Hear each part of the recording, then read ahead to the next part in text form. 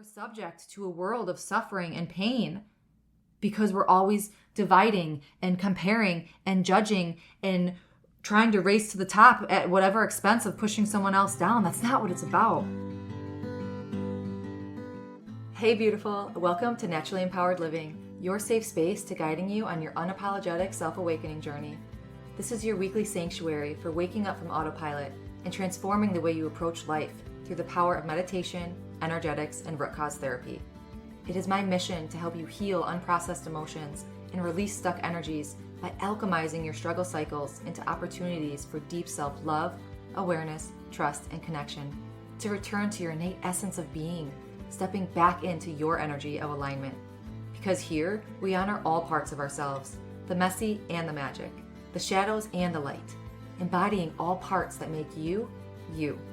So if you are ready to get to the root of cultivating real change, get cozy, grab your journal and maybe favorite crystals, and let's discover our power within together. What is up, Naturally Empowered Living community? How are you? So thankful that you're here. So excited to dive into another wonderful conversation. It is a solo episode today, and something that it has been, I've had this knowing for a long time. And I don't know if you could relate to anything or like relate to this feeling, but it's like you have this knowing, but sometimes it's hard to get out in words. And I'm going to start with a story because I feel that this download that I had come in, it was just like, oh, okay, this is it. This is it. So I had a conversation with my son the other day, just like about the struggles that he was going through, the behaviors that he was getting, like reprimanded for or talked to about, and the bullies that he said that he was like encountering and facing, and just actions that he was taking because of having strong emotions. And like, he's a big feeler. He's very sensitive, and he's a boy. He's 6 years old. So he's learning. He's also like, insert him in just society and not trying to bring masculine, feminine in, but there's sometimes stereotypes of how a boy should be, and this is how girls are, and da da da da da. Well, he's very sensitive and he has big emotions. And like any child, they have to learn. I could even say every adult, like we have to learn how to regulate our system, how to regulate and respond to our emotions. And I forget the exact situation that we were talking about, but again, like he's 6, okay? So this is like a parenting moment. He was having a very hard time in the backseat. We were driving, and I used to understand when people would make comments like, oh, you're a kid, you don't understand how good you have it. Or, like something along those lines of like, oh, you're just a kid, like just wait till you get older and then you'll really understand what problems are. But it's like, but now I have to like disagree to the fullest, because I don't want to go off on too much of a tangent here, but it's like, I feel like all that says to a child who is expressing feelings and doesn't know how to express them. So there might be like, there's a disconnect somewhere, right? And it might be like a communication disconnect of not being able to communicate how they're feeling, and then it's not being recepted how they want it to be to said individual or caretaker or parent or whoever it might be. So it might be giving off this vibe of like, I'm alone in my feelings.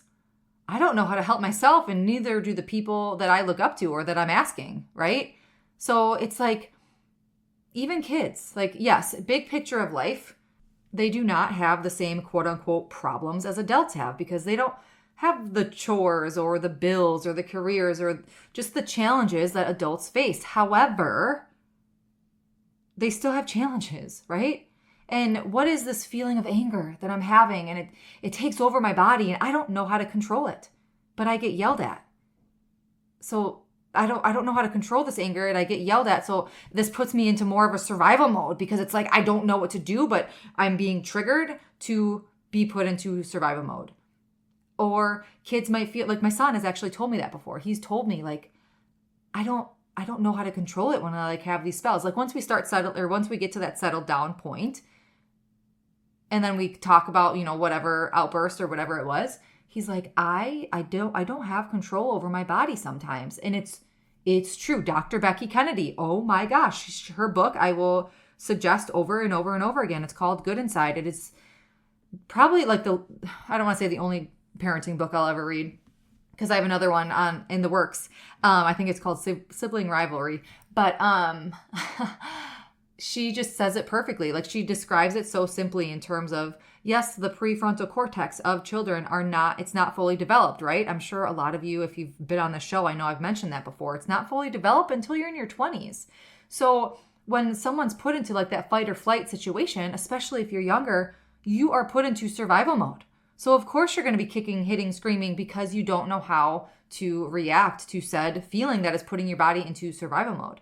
So my son, that is an actual example that my son has told me before, is I don't feel like I have control over my body. And Good Inside book by Dr. Becky Kennedy, she talks about that. And it's just like, whoa, that correlation was like complete, like synchronistic, because he doesn't know what the book says, right? But also like another challenge that kids might be facing is like, who are my friends? How do I act? How do I fit into society? How do I fit into a friend group? How do I handle conflict? How do I handle just my emotions in general? So kids are learning how to live in a world that is so quick to condition and control, where we often lack the unity piece, the oneness, that kids are still human, right? So I do want to wrap this discussion with children because this is not what this episode is about. But my point here is that children like indeed have challenges and struggles, and being a parent is so not easy because we have our own triggers, we have our own reactions. I have learned how to reparent myself in a sense, and like build that emotional resilience and that intelligence. Like, I am a completely different responder in quote unquote like tantrums and things that I was in the past. I was so much more reactive in the past because, I mean, this work has done wonders, but just having that awareness, right? So anyway, okay. Of course, kids have their challenges and their struggles, but in a different capacity than adults. Absolutely. So it comes down to how we are modeling to them and how we are raising them. That is what is going to like help them be active members of society. It's going to build that well-being. It's going to build that emotional intelligence, resilience as adults, right? So teaching emotional intelligence, resilience, connection with themselves and those around them, showing them what they have or what feelings that they have aren't bad. However, the actions that you do because of those emotions, that's what we need to focus on or maybe redirect sometimes. But just to show them like you aren't alone. To give them space, just like adults. I was gonna say just like humans, just like adults, they need space. So circling back to this conversation that I had with Jace as he was going through this hard time, and I wish that I can remember what we were actually talking about, but I feel like I always come back to the same concept. Like, it's so hard to teach like these life skills because there are so many layers. Like what I just said, your emotions are okay to have. That's valid. But it's the actions that you take because of those emotions. Like, there's just so many layers, right? So like if you get angry or if someone calls you a name, you can't hit them. You could be angry, but don't disrespect them. Like, it's just like there's so many rules, let's say, right? Or like so many little concepts. So I'm always like, how can I simplify this? How can I simplify this? And I remember we were in the backseat of the truck, or he was in the backseat of the truck, and we were just talking through this. And it just came to me like this download, like light bulb moment, like something so profound that I feel, at least, is so profound. In my opinion, it simplifies everything in life. Every concept, every decision, it comes down to this one phrase. Every choice you make can come from a place of love or a place of fear. I know why he was mad, even though I can't remember in this moment the exact situation, but I always know, like, I know why he's mad. It's okay to be angry. It's okay to be mad. My youngest, it's okay to be sad. It's okay to cry. It's okay to feel these feelings inside, right? I understand the frustration. But I also, the actions afterwards, I could sense the mentality around it was coming from a place of fear, survival, negativity, like the name blaming, or the pointing of the fingers, the blaming. And it comes back to this one phrase. Every choice we make can come from a place of love or a place of fear. Now, I talk to my children about deep concepts all the time. And I know they love it. Like, he sat in the back seat, like we were quiet after that for a while. And I see, like, you don't see the fruit or the fruit of the labor right away, right? But there's just profound shifts. That one time when he or she, either one of my children, like when they have that moment of just profound communication or expression of their needs, coming from a place of love or just connection with someone else or understanding of someone else, like the littlest things that come from this centered, aligned place. It's like, oh, okay, like they're getting it, but it's hard being a kid. Like it's hard being a human, right? So they're also kids, right? Just like we are also humans. We are always learning, we are growing, and those little bodies just develop and morph and mature so quickly that they typically, like, the capacity is just so much all the time. And I feel it's so easy to forget sometimes, like, that they are not just kids. Like, it's easy to forget sometimes that, one, they're still human, and two, they're just kids and they're not fully developed yet. I mean, kids harness capabilities that, like, adults can't even have, right? Like, they have the potential to have this emotional development intelligence that some adults don't even have, right? And if you want to get, like, spiritual here, like, the veil is so thin with kids. Yeah, okay, we come to this human life with amnesia and we forget, what our souls are, or like that the truth of who we are is what that is, and then here we are thrown into this human experience. But I, like, 1000% believe that kids are so much more innately attuned to their inner wisdom than adults, because, like, they're not tainted yet. Like, they don't have the external conditioning, they don't have the control piece yet, right? And, like, parents, for probably 9 times out of 10, like, our intentions are always in the right place, right? But there's so many layers. There's so many layers because, like I said earlier, we have our own triggers, and, like, we do have the stressors. Like, we have to get out the door to go to set appointment or meeting. And I'm sorry, like, I need to put your shoes on right now, even though, like, you don't want to. Like, little things like that. I get it. So yes, the intentions of the majority of parents is to instill respect and kindness in kids. However, I feel a missing link sometimes is validating the emotions behind the behaviors in the first place. Oh, okay. I was not anticipating that much of an intro story, but this is the direction of where we're going in this conversation today. Every choice you make can come from a place of love or a place of fear. Now let's, like, dissect this a little bit. Let's come back to our reality now, right? I know kids listen to this episode, but maybe you're a parent, right? Maybe you can relate to anything that I just said. But let's bring ourselves now to our present life, okay? What do people do normally when they're in fear, when they're fearful? They might be craving feelings of safety or security. They want certainty, right? Maybe judgments make them feel better, possibly about themselves. So they cast judgments on other people they're pulling, for that sense of safety and security within themselves. Or they're trying to please and get people's approval at whatever expense it takes because they want that certainty of someone's approval. Or thinking of, like, the ego of the average person, someone that might be insecure, they want that approval from somebody else or from everybody else, rather than living from their heart and their truth, from a space of love and authenticity to themselves. They're living in fear and they're choosing fear, repeating that cycle. It's just like any sort of sabotaging habit cycle, right? It's like we want to make the change, but we keep choosing the same things.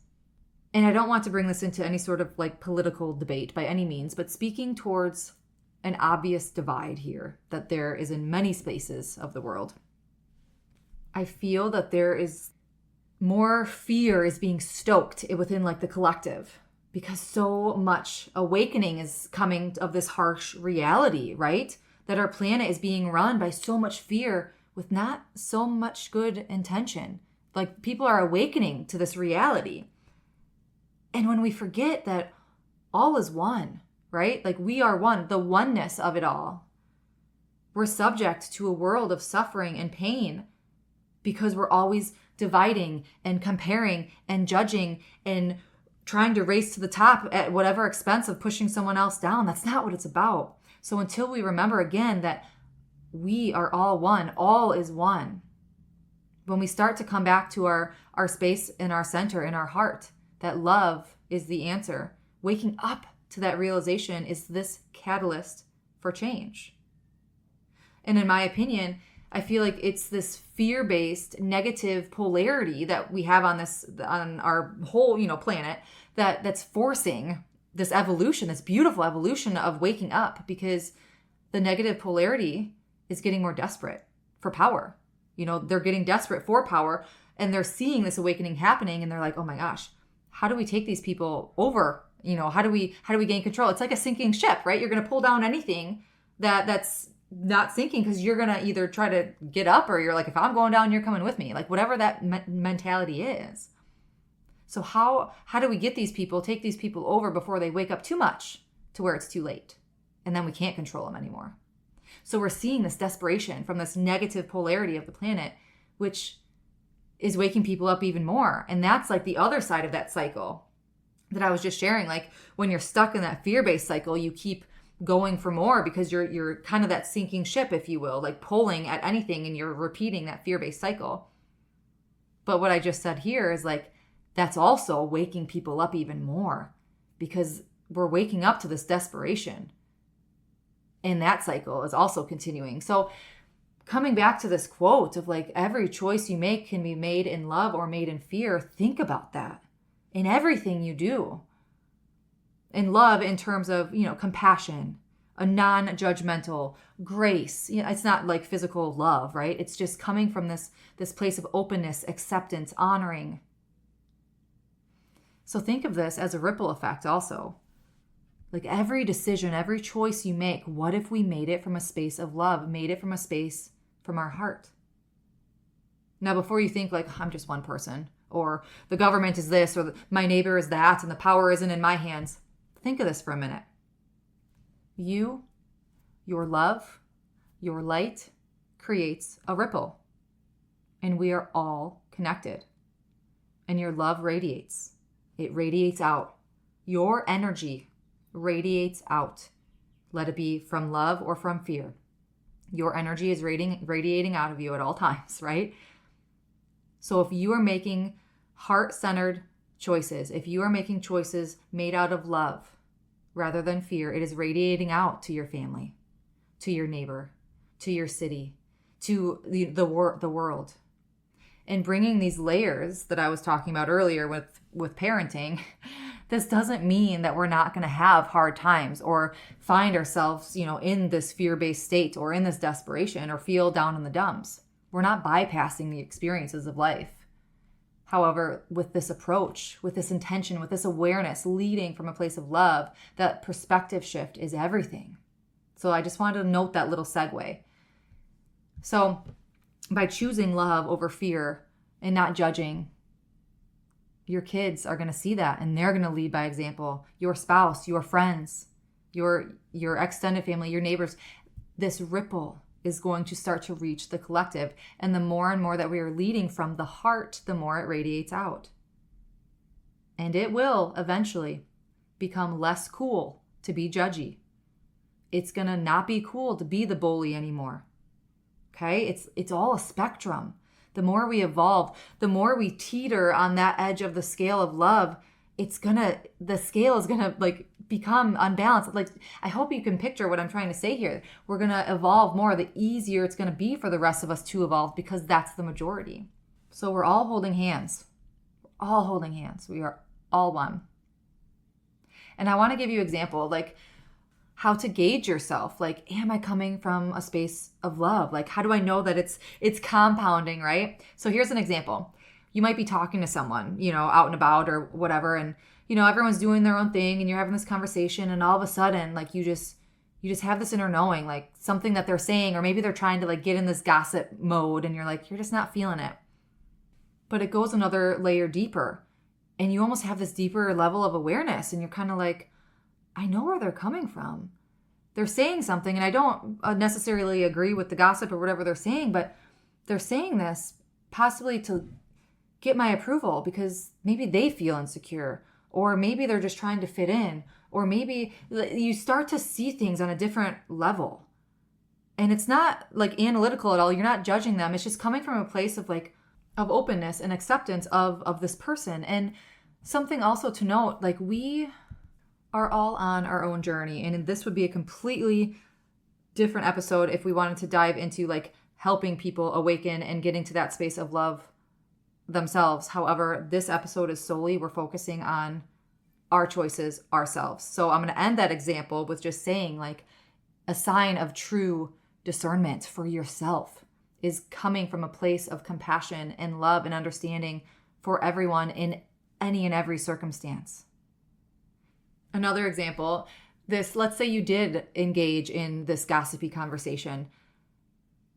It's funny because like you can't get away with some shit anymore, like integrity wise, if and when you're coming from this heart-centered space. So even like the slightest deviation from your integrity, you'll be up all night with guilt, or it'll be like eating you alive.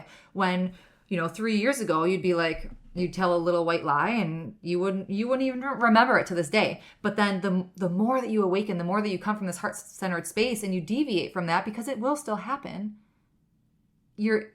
that's like a sign, a knowing of like, oh, okay, like it's having that awareness piece also, and holding your integrity and staying true to your integrity no matter what. So I'm giving you, this episode is your invitation. This is your choosing ground. This episode is your choosing ground. If you're listening to this podcast right now, your soul, you came here, you were led here to listen to this episode, and now this is your choosing ground. I want to leave you with this question. Will you be more aware of when you are choosing love versus choosing a fear response? In all aspects of life, let that sink in with you. Let that voice in your head. The next time you're held with a tough decision, or you are in a predicament where someone's talking about something that your gut's like, we probably shouldn't be talking about this, or you have this altercation or whatever it might be, you can choose love or you can choose fear, even with yourself. I can choose love and compassion when I see myself in the mirror, or I can choose fear and continue to go down the same rabbit hole spirals that I'm used to doing. I hope that question, simple, anything in life, you can respond in love or respond in fear. Now, I want to leave you with this. I would love to hear from you. I want to know what you want to hear on this show. Anything pertaining to spiritual awakenings, energetics, meditation, root cause therapy, specific examples of, a specific struggle that you're dealing with right now in your life, or a desire that you have and you can't seem to reach it. Anything that you want to hear on this show, we can go as deep as you want. Grab the form. It's just a quick Google form. You could fill it out. It's completely anonymous, and you tell me what you want to hear on the show. I would love to talk about it. So thank you so much. Head to the link in the show notes or the description of this show, and I will be waiting to hear from you. Until next week, as always, simply be you. You have everything inside of you to learn your energy of alignment and be unapologetic in who you are. I'm sending my love and so much light. Did you find this episode free or empowering? Please read my review. Tickle, boop. Thank you for spending the sacred time with me on Naturally Empowered Living. If this episode brought you closer to stepping into your energy of alignment, I'd love for you to leave a written review and share how this show has supported your journey. Your feedback truly lights me up and helps others find the space of transformation. And sharing it with someone who might need it spreads the ripple of healing even further. Be sure to check the show notes for ways to connect with me and explore personalized healing sessions and mentorships to deepen your self-awakening journey. Thank you. I appreciate all you are and all you do.